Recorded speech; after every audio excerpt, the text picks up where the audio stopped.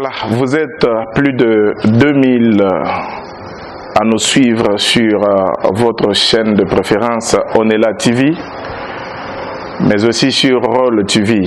Chers abonnés, chers internautes, vous tous qui nous suivez, bonsoir. Nous venons aujourd'hui dans le cadre de votre chère émission, l'émission aussi préférée, intitulée « Comprends-tu ce que tu lis ?» Une question très pertinente qui fait aujourd'hui le sujet, ou plutôt le mobile, l'objet de notre programme, pour lequel nous venons encore aujourd'hui cette fois-ci pour pouvoir aller dans le sous-sujet qui sera intitulé l'interprétation des signes et des présages de prophètes d'autrefois. Parce que vous vous rappellerez que cela avait été plus d'une fois évoqué par moi, votre serviteur et aussi du Seigneur, lorsque j'expliquais sur les 3 types de prophètes dans la Bible.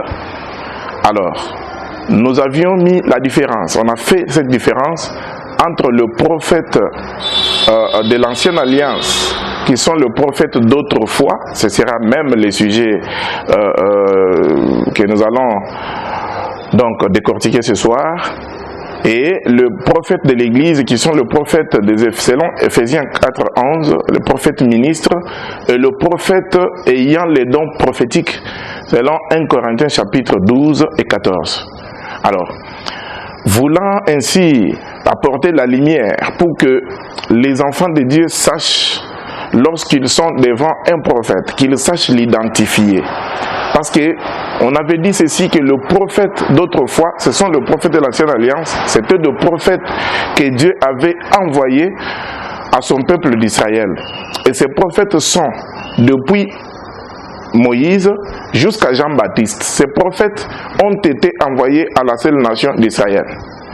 Et on disait que ces prophètes-là ont fini leur mission avant la venue du Seigneur Jésus-Christ. Je dirais la première venue donc sur cette terre. Ces prophètes avaient la mission d'annoncer cette venue-là du Seigneur Jésus-Christ sur la terre. Et Christ étant venu, lui a établi dans son église, parce que quand vous prenez Matthieu chapitre 16, à partir du verset 18e, c'est là que l'apôtre Paul dit, plutôt le Seigneur dit, s'il vous plaît, c'est là que le Seigneur Jésus-Christ lui-même dit, tu es Pierre, et sur ce roc, je bâtirai mon église. Et quand il a bâti cette église qu'il avait promise, parce que nous allons vous revenir aussi dans un autre sujet pour vous montrer comment est-ce que cette parole, cette promesse, le Seigneur l'a accomplie. Parce qu'il dit je bâtirai, ce qui veut dire que l'église n'était plus, on ne peut pas parler de quelque chose qui existe déjà mais au futur. Donc quand il a parlé, utilisé la forme future, cela veut dire que cette église n'était plus. Alors il promet de bâtir cette église là. Alors quand il l'a bâti, parce que le Seigneur a bâti enfin l'église, il a instauré, il y a mis le ministre, Ephésiens chapitre 4 verset 11. Et dans ces ministres là, il y a aussi le ministère prophétique. Et le ministère prophétique qu'il y a là-bas ne travaille pas comme le prophète de l'ancienne alliance. C'est-à-dire qu'ils diffèrent en message. Leur message n'est pas le même. Le message diffère déjà. Parce que ceux-là annonçaient la venue du Seigneur dans la chair. Par exemple, Ésaïe qui dit « Une vierge sera enceinte et enfantera un fils, on lui donnera le nom, ainsi de suite, comme vous le savez. » Mais maintenant, le prophète du Seigneur, le prophète de l'église, c'est d'abord eux-mêmes les apôtres du Seigneur. Vous voyez, c'est tous ceux-là qui ont reçu du Seigneur mandat de prêcher l'évangile dans le monde entier, selon Matthieu chapitre 28, le verset 19 et 20. Il dit, allez, faites de toutes les nations les disciples qui, parmi ceux-là qu'il envoyait, il y avait des apôtres là-dedans. Il y avait des prophètes là-dedans. C'est la raison pour laquelle si vous prenez Actes des apôtres chapitre 13, à partir du verset 1er, il est dit, il y avait à l'église d'Antioche des prophètes et des docteurs. Donc ces prophètes-là ne sont pas les Ésaïe, ils ne sont pas de Moïse, de Daniel, non. Ces prophètes-là sont le prophète ministre de l'enseignement, de l'évangile du Seigneur Jésus-Christ. C'est ainsi que nous pouvons avoir aujourd'hui dans l'église le ministère prophétique. Je dis bien dans l'église et non en dehors de l'église. Parce que là encore, il y a un problème, parce qu'on fait un peu le mélange sur ce point-là. Alors là, je vais vite aller au sujet. Le sujet aujourd'hui, c'est l'interprétation maintenant de ce prophète de l'ancienne alliance, le prophète d'autrefois, l'interprétation des signes et des présages de ce prophète-là. Alors, nous partons déjà avec le verset ou le passage de l'écriture qui est au bas de votre écran, Ésaïe chapitre 8, verset 18. Le verset dit ceci, je prends déjà ma Bible, je crois que vous étiez nombreux à nous suivre le mardi, mais il y a eu un peu d'imprévu, à tel point que l'émission a été passée, mais malheureusement, il y avait caprice des appareils et autres qui n'ont pas permis à ce que la vidéo vous soit balancée. Alors, lorsque la maison a trouvé que la vidéo n'était pas en bon état, on m'a contacté et nous avons pris la décision ensemble de pouvoir refaire cette émission. Voilà pourquoi je reviens aujourd'hui, toutes mes excuses, parce que il faudrait le faire dans ce sens-là. On avait promis, alors si on n'a pas tenu promesse, on doit revenir pour présenter des excuses. Alors c'est ce que je vous présente en ce moment. Nous allons sans tarder rentrer dans notre sujet.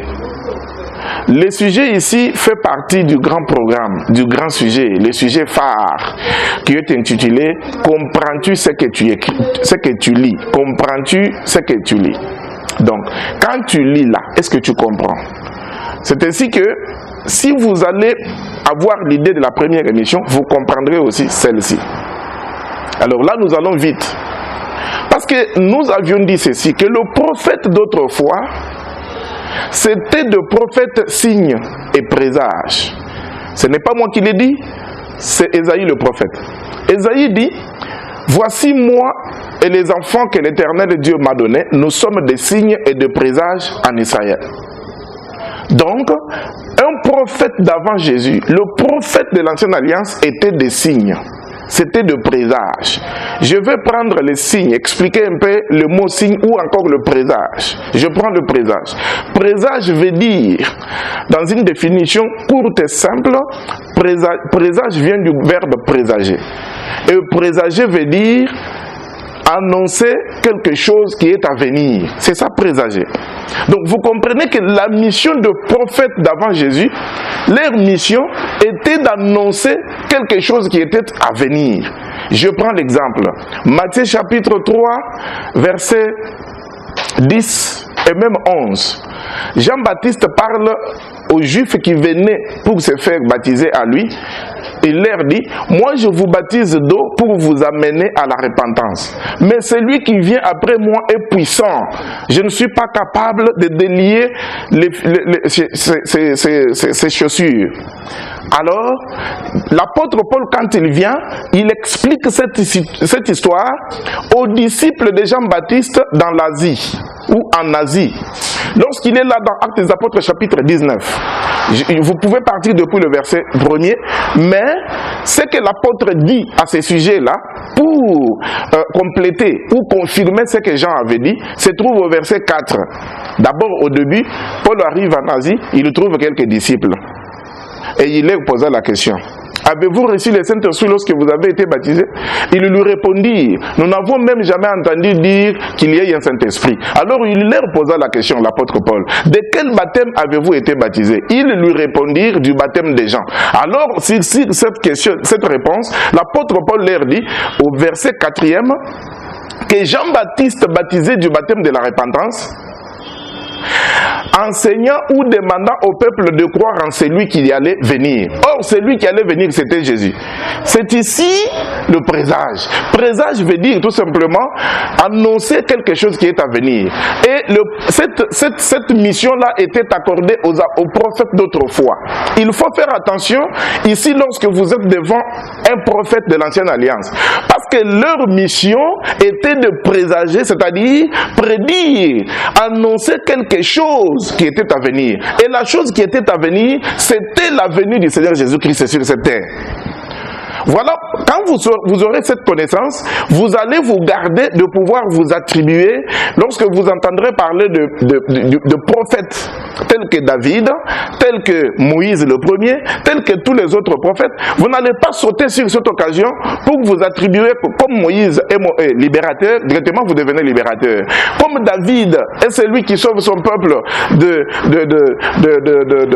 incirconcis philistins, directement vous devenez aussi David. Non.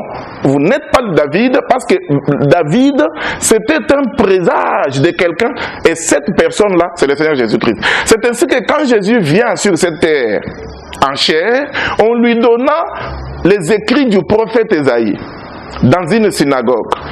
Quand il a pris ses livres, il l'a ouvert. Il a trouvé là où Ésaïe avait dit, l'Esprit de l'Éternel est sur moi, l'Éternel m'a oint pour annoncer de bonnes nouvelles aux pauvres. Après avoir fini la lecture, il remet les livres et avant de s'asseoir, il dit, aujourd'hui cette parole de la prophétie s'est accomplie. C'est que vous comprenez que ce prophète-là, tout ce qu'il disait là, il pointait quelqu'un. Voilà pourquoi Jésus-Christ, c'est quelqu'un, c'est le Seigneur Jésus-Christ. Oh, gloire soit rendue au Seigneur. Parce qu'il est vraiment agréable de connaître les choses de Dieu. Si vous connaissez vraiment la parole de Dieu, vous connaissez le Seigneur, la pensée du Seigneur, vous serez totalement libre.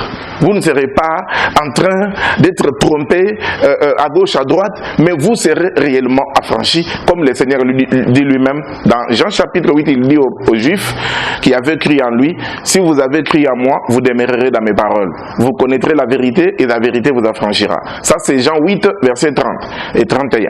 Et maintenant, je reviens pour vous dire, vous avez compris maintenant que ce prophète-là présageait, c'est-à-dire ils annonçaient les choses à venir et les choses à venir concernaient Jésus. C'est pourquoi le Seigneur Jésus-Christ vient et il dit,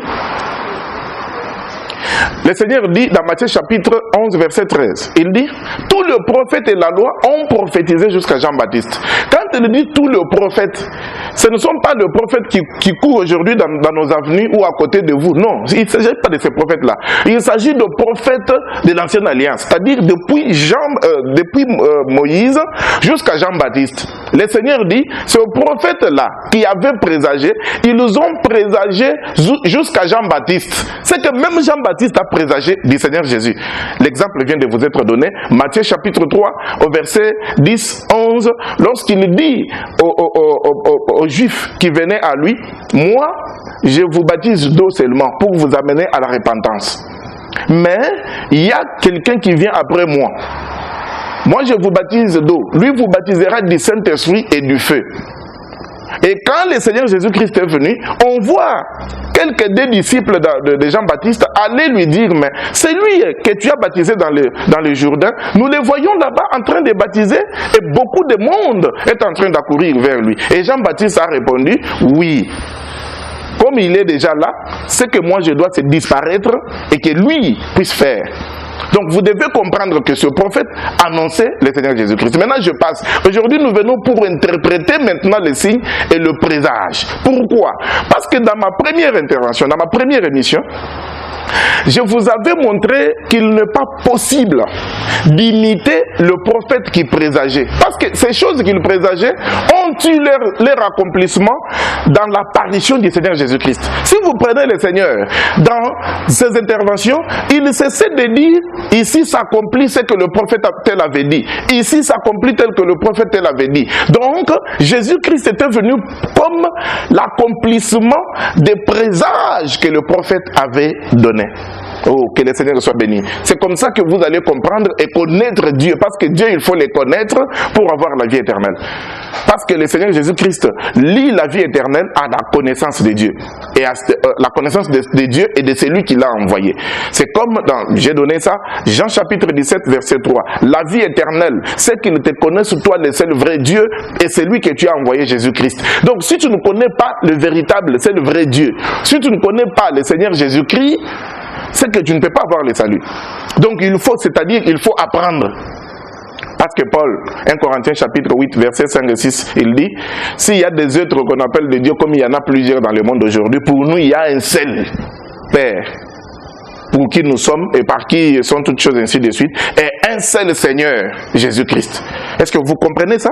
Donc il faut connaître ça. Il faut connaître maintenant ces dieux-là. Ces dieux qui avaient parlé au peuple d'Israël par le truchement de Moïse, quand il lui disait, il lui cacha son nom, et ainsi de suite. Dieu qui avait caché son nom. Il faut maintenant connaître ce nom-là, qu'il avait caché. Ce sont des sujets qui viendront quand le Seigneur le permettra. Alors là maintenant nous avançons plus vite parce qu'on n'a pas beaucoup de temps. Nous avançons plus vite pour entrer dans le vif maintenant du sujet. J'ai pris Jean-Baptiste comme exemple pour indiquer la mission qu'avaient ces apôtres de l'Ancienne Alliance. Maintenant je reviens pour prendre un de ces prophètes-là, aussi le plus grand, c'est David. C'est ça, c'est lui que je vais évoquer. J'avais déjà promis que nous allons prendre David, nous allons marcher avec David pour comprendre l'interprétation des présages que David avait fait. Pourquoi nous prenons ce sujet? Parce qu'en tant que chrétiens, nous devons faire correctement comme le Seigneur nous a recommandé de faire. Ainsi, l'apôtre Paul a dit, 1 Corinthiens chapitre 11 verset 1, soyez nos imitateurs comme nous le sommes pour le Seigneur. Et maintenant, en imitant le Seigneur, nous limitons même dans notre façon de servir Dieu.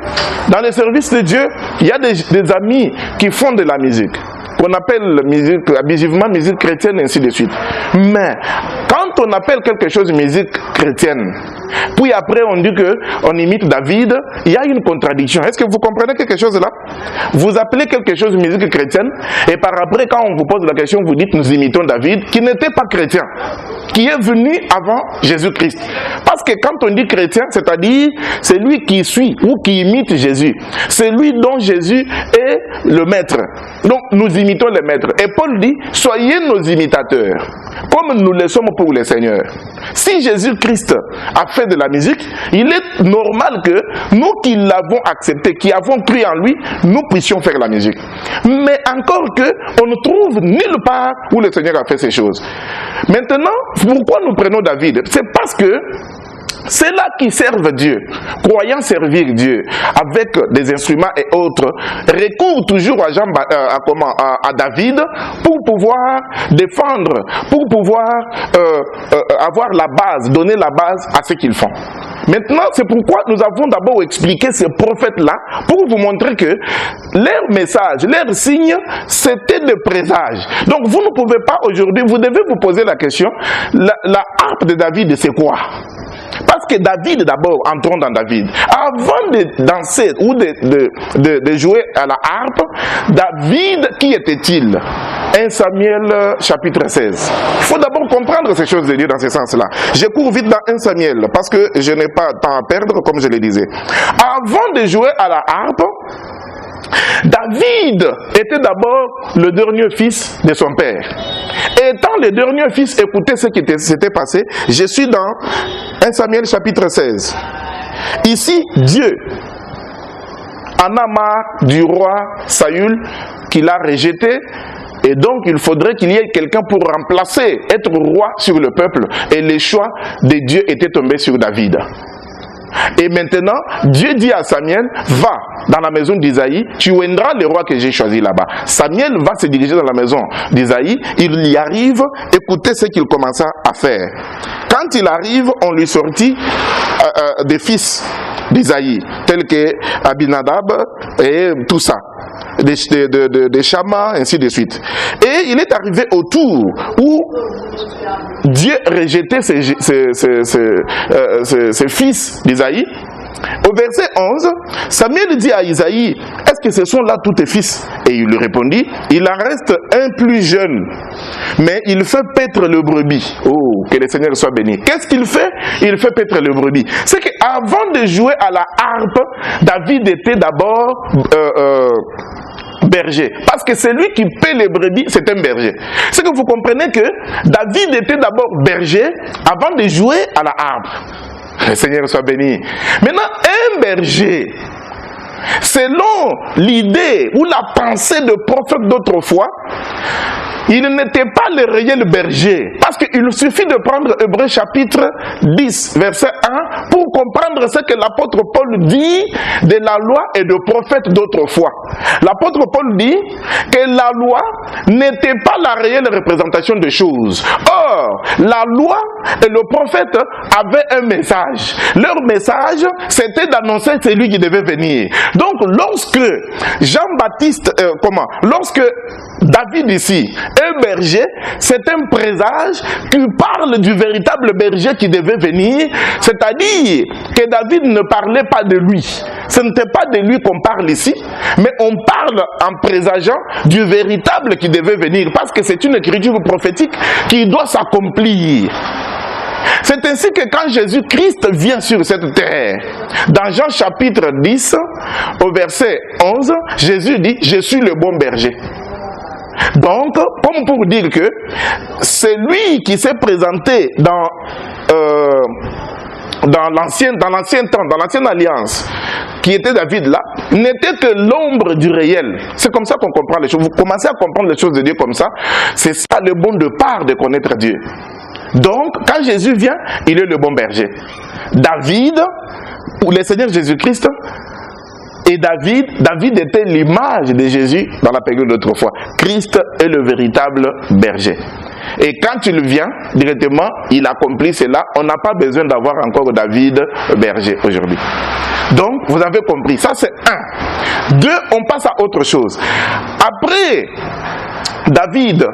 avoir présenté David comme berger, nous pouvons aussi présenter David maintenant comme joueur de la harpe. C'est là que nous allons maintenant entrer dans ce que David a fait, la mission pour laquelle on l'appelle. Dès qu'il a été oint, parce qu'on l'a fait venir, on l'a oint par Samuel, et maintenant subitement au verset 14, la parole dit, d'abord au 13e, l'Esprit de Dieu va saisir David, dès qu'il a reçu l'onction. L'huile versée sur sa tête. L'Esprit de Dieu l'a saisi. Et au même instant, au verset 14, l'Esprit de Dieu va quitter Saül. Et Dieu va mettre dans Saül un mauvais esprit venant de Dieu qui l'a agité. Là maintenant je dois faire encore la lecture. L'Esprit de l'Éternel se retira de Saül, mais il s'installa dans David, parce qu'il avait déjà été rejeté. Et Saül fut agité par un mauvais esprit venant de l'Éternel. Les serviteurs de Saül lui dirent, voici un mauvais esprit de Dieu t'agite. Que notre Seigneur parle, tes serviteurs sont devant toi. Ils chercheront un homme qui sache jouer de la harpe. Et quand le mauvais esprit, pardonnez-moi s'il vous plaît, et quand le mauvais esprit de Dieu sera sur toi, il jouera de la harpe et tu seras soulagé. Saül répondit à ses serviteurs, trouvez-moi donc un homme qui joue bien et amenez-le. Là, je descends directement au verset 21. David arriva auprès de Saül. Dès que David arrive, il va trouver grâce, ainsi de suite. Je descends encore au verset 23. Et lorsque l'Esprit de Dieu était sur Saül pour l'agiter, David prenait la harpe et jouait de sa main. Saül respirait. Pourquoi? Parce qu'il y a eu un son de la harpe, et ce son-là de la harpe faisait que l'esprit mauvais, l'esprit qui agitait Saül, puisse se retirer et que ce dernier puisse respirer. Ça veut dire que cet esprit, quand il était en lui, cet esprit empêcher à ce qu'il respire. Or, nous savons tous, rentrons dans la nature, on déclare une personne morte lorsque la respiration n'est plus. Ça veut dire que si nous regardons avec une attention profonde de cette écriture prophétique, nous comprenons qu'ici, il est sujet de quelqu'un qui est mort par l'absence de quelque chose. Et cette chose-là, c'était le son de la harpe de David qu'il dégageait. Or, maintenant nous allons commencer à aller dans la définition, dans l'interprétation des présages de prophètes d'autrefois. Parce qu'ici, il faut que vous compreniez, le présage de ce prophète-là, c'était le message qui annonçait l'avenir. C'est-à-dire, si David, dans le présage, c'est les types du Seigneur Jésus-Christ, c'est que même sa harpe-là, ça ne peut pas être comparé aujourd'hui à la guitare que l'on utilise, mes amis. Il faut beaucoup faire attention pour comprendre les signes, le présage, mais beaucoup étudier les types, les symboles de l'ancienne alliance pour comprendre ce que cela signifie aujourd'hui à la grâce. Donc, si Jean-Baptiste, pourquoi je parle toujours de Jean-Baptiste, si David est l'image de Jésus-Christ, eh bien comprenez aussi que sa harpe là doit changer de forme. C'est que sa harpe est d'abord en train de... Elle est dans la main de David. C'est que si David est le Seigneur, c'est que la harpe se trouve dans le main du Seigneur Jésus. Et ça doit aussi changer de forme à l'apparition de la lumière, de la vérité. Cette vérité, quand elle apparaît, la véritable lumière, c'est pour donner l'image exacte de la chose qui était dans l'ombre. Oh, nous bénissons le Seigneur. Ce qui veut dire que, pour comprendre la harpe, nous devons d'abord définir. La harpe, c'est un instrument. Tout le monde sait que la harpe, c'est un instrument. L'instrument de musique. Ça joue, ça dégage un son. Maintenant, Jésus-Christ, notre Seigneur, étant le type exact de Jean-Baptiste, de David, nous regardons que dans sa main, il y a la harpe. La harpe qu'il y a dans le main de David, ça symbolise un ouvrier, un travailleur. C'est un serviteur. Parce que quand ce serviteur sort la voix, quand ça résonne, il y a tout un travail qui libère toute une personne. Voilà la raison pour laquelle, lorsque Saül, lorsque Paul rencontre le Seigneur, je suis dans Actes des Apôtres chapitre 9, il tombe, le Seigneur le fait tomber, et tout ce qui s'en suivit. Et après, il est allé chez Anania, qui l'a baptisé et qui lui a imposé le main. Mais Anania qui commença à hésiter pour obéir à cette recommandation du Seigneur en disant au Seigneur, Seigneur, tu sais ce que cet homme a fait, comment il a emprisonné des chrétiens et comment il a torturé à mort cette doctrine.